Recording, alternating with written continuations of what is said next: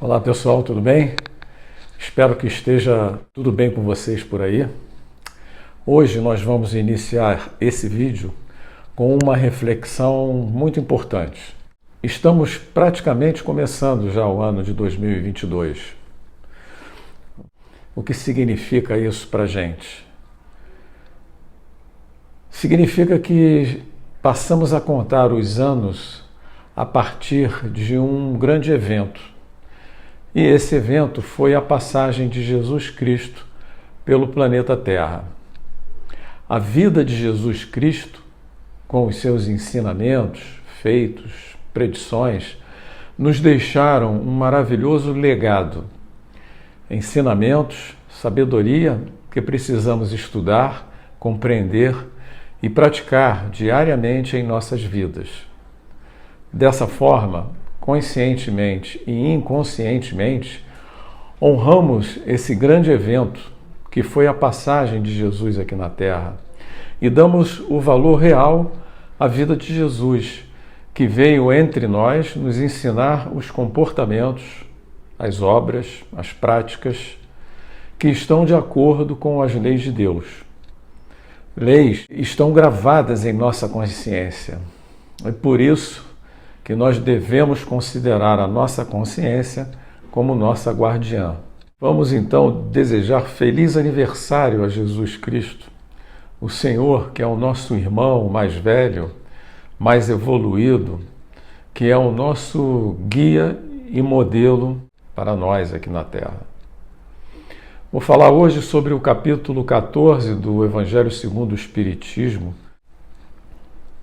em Marcos 10, 19, Lucas 18, 20 e Mateus 19, 18 e 19, consta o seguinte: sabeis os mandamentos: não cometereis adultério, não matareis, não roubareis, não prestareis falso testemunho, não fareis ofensas a ninguém, honrai a vosso pai e vossa mãe. Já no Decálogo, em Êxodo 20, 12, temos o seguinte: honrai a vosso pai e a vossa mãe, a fim de viverdes longo tempo na terra que o Senhor vosso Deus vos dará. Piedade filial, ou seja, amor e devoção aos nossos pais. O mandamento honrai vosso pai e a vossa mãe é uma ampla visão da lei geral de caridade e de amor ao próximo, visto que não se pode amar o próximo quando não se ama o seu pai e a sua mãe.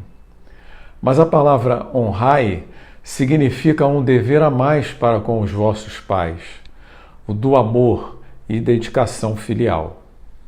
Quis Deus mostrar, por essa forma, que ao amor se devem juntar o respeito, as atenções, a submissão e a condescendência, o que envolve a obrigação de cumprir-se para com eles, de modo ainda mais rigoroso, tudo que a caridade ordena relativamente ao próximo em geral. Esse dever de amor e devoção aos pais se estende naturalmente às pessoas que fazem às vezes de pai e de mãe, as quais tanto maior mérito têm, quanto menos obrigatório é para elas essa obrigação. Deus pune, ensina sempre com rigor toda violação desse mandamento. Honrar a seu pai e a sua mãe não consiste apenas em respeitá-los, é também assisti-los na necessidade, é proporcionar-lhes repouso na velhice, é cercá-los de cuidados como eles fizeram conosco na infância, sobretudo para com os pais sem recursos, é que se demonstra o verdadeiro amor e dedicação filial. Não obedecem a esse mandamento os que julgam fazer grande coisa quando dão a seus pais o estritamente necessário para não morrerem de fome, enquanto eles, os filhos ou o filho, de nada se privam, atirando os próprios pais para os cômodos piores da casa, apenas para não deixar os pais na rua.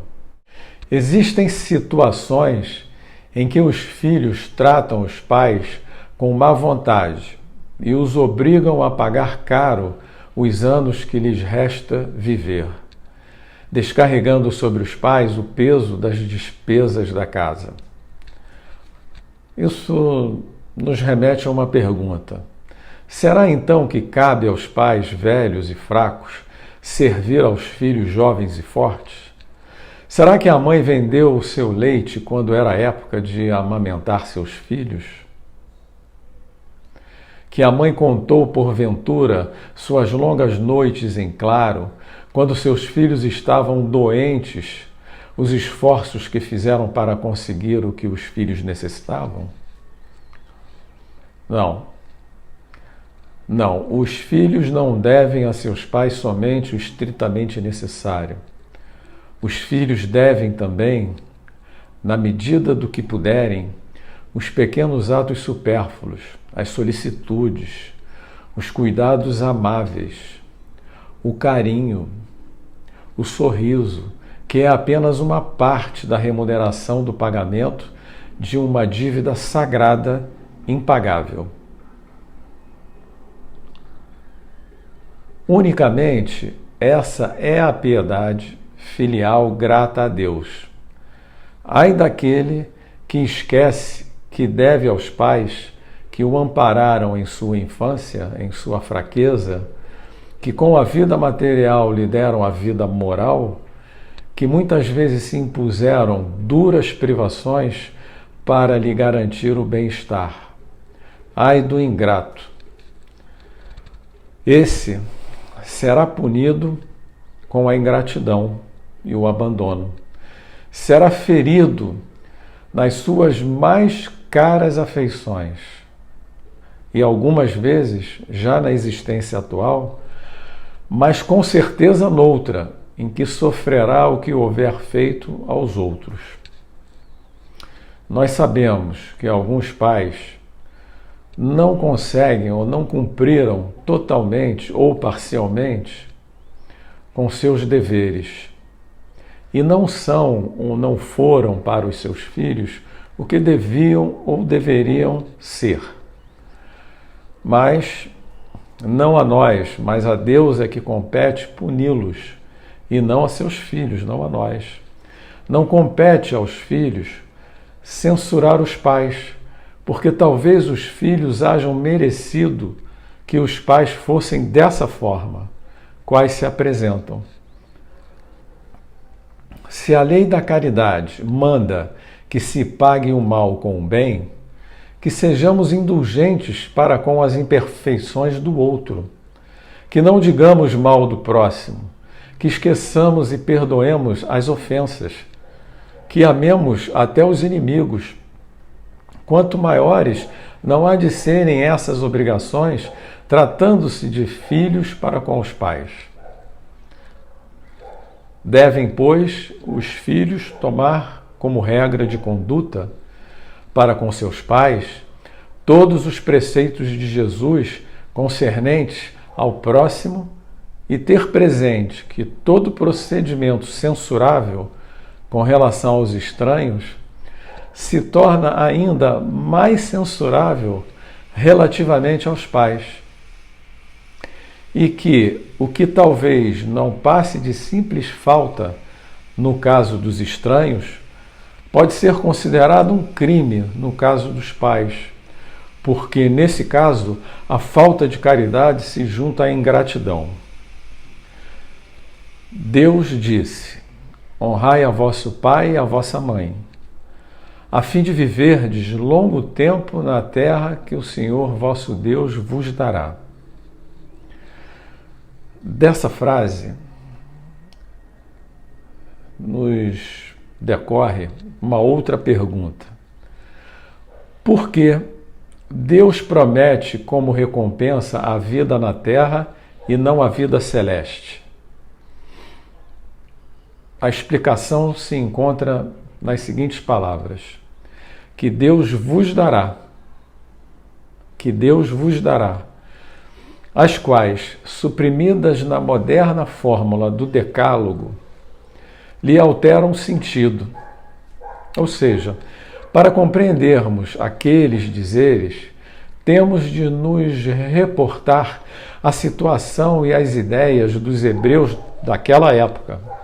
Os hebreus ainda nada sabiam sobre a vida futura. Não tinham uma visão além da vida corpórea. Tinham de ser impressionados mais pelo que viam do que pelo que não viam. Deus falava numa linguagem que os hebreus podiam compreender. E como se falasse com as crianças, utilizava-se de palavras próprias para elas. Os hebreus nada mais desejavam do que isso, a terra prometida. Deus lhes diz que viverão nela longo tempo, isto é, que a possuirão por longo tempo, se, no caso, de observarem os seus mandamentos, mandamentos das leis de Deus. Ao verificar-se o advento da chegada de Jesus, eles já tinham bem mais desenvolvidas as ideias e estavam mais preparados para compreender os ensinamentos. Foi chegada a ocasião de receberem ideias menos grosseiras. O mesmo Jesus os inicia na vida espiritual dizendo: meu reino não é deste mundo. Lá e não na terra é que recebereis a recompensa das vossas boas obras, do vosso bom comportamento. A estas palavras, a terra prometida deixa de ser material num outro reino. Por isso, observando aquele mandamento, honrai a vosso pai e a vossa mãe, já não é a terra que Deus lhes promete, e sim o céu. Outra passagem muito importante e também polêmica, se mal interpretada, é a seguinte.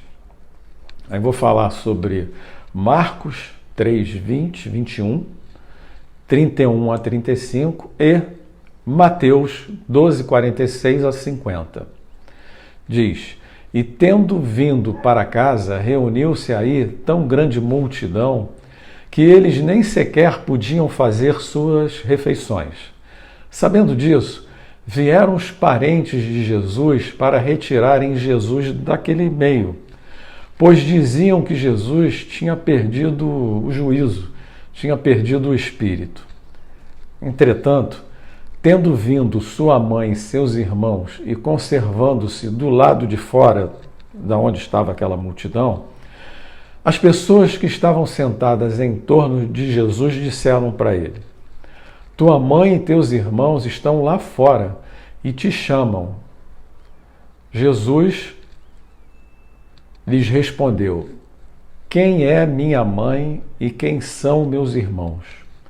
E passando a olhar pelos que estavam sentados ao seu lado, pelos seus discípulos, disse: eis aqui a minha mãe e meus irmãos, pois todo aquele que faz a vontade de Deus, esse é meu irmão, minha irmã e minha mãe. Ou seja, ele aponta para os discípulos e diz que aqueles ali é que são a família dele. Desconexas parecem algumas palavras de Jesus, por contradizerem com a sua bondade e a sua inalterável benevolência para com todos. Os incrédulos não deixaram de tirar daí uma arma, pretendendo que Jesus se contradissesse. Mas não é isso que ocorreu, não é isso que ocorre. Fato, porém, irrecusável é que sua doutrina, a doutrina de Jesus, tem por base principal, por pedra angular, a lei de amor e de caridade. Ora, não é possível que ele destruísse de um lado o que do outro estabelecia. Donde esta consequência existe, se certas proposições suas se acham em contradição com aquele princípio básico, é que as palavras que se lhe atribuem foram ou mal reproduzidas ou mal compreendidas, ou não são de Jesus. Causa admiração e com fundamento que, nesse caso, Jesus demonstrasse tanta indiferença para com seus parentes e, de certo modo, renegasse sua mãe. Pelo que concerne a seus irmãos, sabe-se que eles não o estimavam, espíritos ainda pouco adiantados, não lhe compreendiam a missão de Jesus. Tinham por excêntrico e seu proceder e os seus ensinamentos eram excêntricos, tanto que nenhum deles o seguiu como discípulo. Nenhum parente, nenhum irmão dele foi ser seguidor de Jesus. O fato principal é que acolhiam Jesus mais como um estranho do que como um irmão, um familiar. Quando Jesus estava diante da família, João observou o seguinte, que eles, os familiares, não lhe davam crédito. Quanto à sua mãe, ninguém tinha como contestar a ternura que ela lhe dedicava. Deve-se, entretanto, convir que Maria não fazia ideia muito exata da missão do filho, pois não se vê que tenha seguido os ensinamentos do seu filho, de Jesus, nem dado testemunho dele como fez João Batista. O que nela predominava era a solicitude maternal. Supor que Jesus tenha renegado sua própria mãe seria desconhecer o caráter de Jesus. Semelhante ideia não poderia encontrar verdade naquele que disse: honrai a vosso pai e a vossa mãe.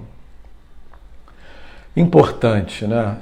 Necessário é procurar outro sentido para as palavras de Jesus, quase sempre envolvidas em uma forma alegórica.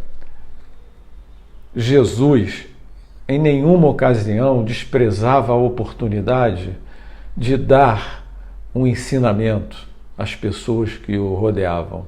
Aproveitou, portanto, aquela oportunidade com a chegada de sua família para esclarecer a diferença existente entre a parentela corporal e a parentela espiritual. Vamos falar um pouco agora sobre parentela. Os laços de sangue não criam forçosamente os vínculos entre os espíritos. O corpo procede do corpo, mas o espírito não procede do espírito, porquanto o espírito já existia antes da formação do corpo. Não é o pai quem cria o espírito de seu filho, ele apenas lhe fornece um invólucro corpóreo, cumprindo-lhe, no entanto, auxiliar o desenvolvimento intelectual e moral de seu filho, para fazê-lo progredir na vida. Os que encarnam numa família, sobretudo como parentes próximos, são, normalmente, espíritos simpáticos uns aos outros, ligados por anteriores relações, que se expressam por uma afeição recíproca na vida terrena, na vida atual. Mas também pode acontecer que esses espíritos sejam completamente estranhos uns aos outros, afastados entre si por antipatias igualmente anteriores, que se traduzem na Terra por um mútuo antagonismo, que nesse caso lhes serve de prova, de uma provação. Os verdadeiros laços de família não são os laços da consanguinidade, e sim são os laços da simpatia e da comunhão de ideias, os quais prendem os espíritos antes, durante e depois de suas encarnações aqui na Terra. Segue-se que dois seres nascidos de pais diferentes podem ser mais irmãos pelo espírito do que se o fossem pelo sangue. Podem então atrair-se, buscar-se, sentir prazer quando juntos, ao passo que dois irmãos consanguíneos podem repelir-se, conforme se observa normalmente por aí. Um problema moral que só a pluralidade das existências pode esclarecer. Há, pois, duas espécies de famílias: as famílias pelos laços espirituais e as famílias pelos laços corporais. Duráveis, as famílias pelos laços espirituais se fortalecem pela purificação e se perpetuam no mundo dos espíritos, através das várias migrações da alma. Já as famílias pelos laços corporais, frágeis como a matéria, se extinguem com o tempo e muitas vezes se dissolvem moralmente já na existência atual. Foi o que Jesus quis tornar compreensível, dizendo a seus discípulos: aqui estão minha mãe e meus irmãos, isto é, minha família pelos laços do Espírito, pois todo aquele que faz a vontade de meu Pai, que está nos céus, é meu irmão, minha irmã e minha mãe. Interessantíssimo, né, essa passagem da vida de Jesus. Pessoal, esse foi o material do vídeo de hoje. Muito obrigado por você estar aqui comigo. Me ajude a divulgar a doutrina espírita, essa doutrina cristã. Meu nome é Besmar Lino. Eu tenho esse canal no YouTube com um objetivo único, que é divulgar, despertar o interesse nas pessoas de estudarem a doutrina espírita, os livros de Allan Kardec. Se você gostou desse vídeo, deixe o seu like, se inscreva no canal e até a próxima. Muito obrigado, um abraço.